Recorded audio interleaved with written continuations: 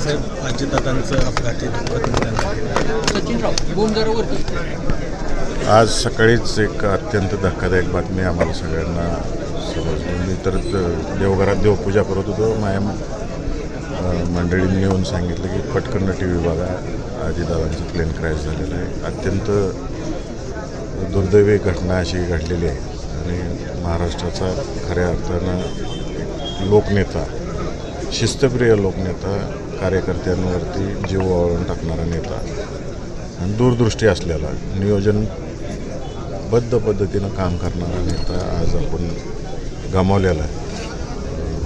सोलापूर जिल्हा वासियांच्या वतीनं मी अजितदादांना भावपूर्ण श्रद्धांजली वाहतो आणि या दुःखातून त्यांच्या कुटुंबाला, पवार कुटुंबाला सावरण्याची शक्ती देव अशी ईश्वरचरणी प्रार्थना.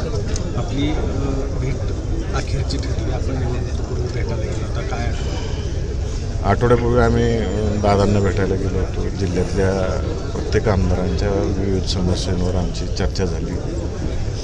इलेक्शन कशा पद्धतीने लढायचं, पुढं कसं जायचं, या बाबतीतलं सर्व गोष्टींवर सविस्तर अशी चर्चा दादांबरोबर झाली आणि एवढं पॉझिटिव्हली दादांनी आम्हाला सगळ्यांना त्या ठिकाणी, आमदार असतील, मी खासदार या नात्याने, आम्हाला सगळ्या जिल्हाध्यक्ष असतील, दोन्ही जिल्हाध्यक्ष असतील, या सगळ्यांना अशी काही ऊर्जा आणि शक्ती दिली होती. दहगाव जिल्हा परिषद गटातील बैठकीमध्ये शक्ती दिली होती.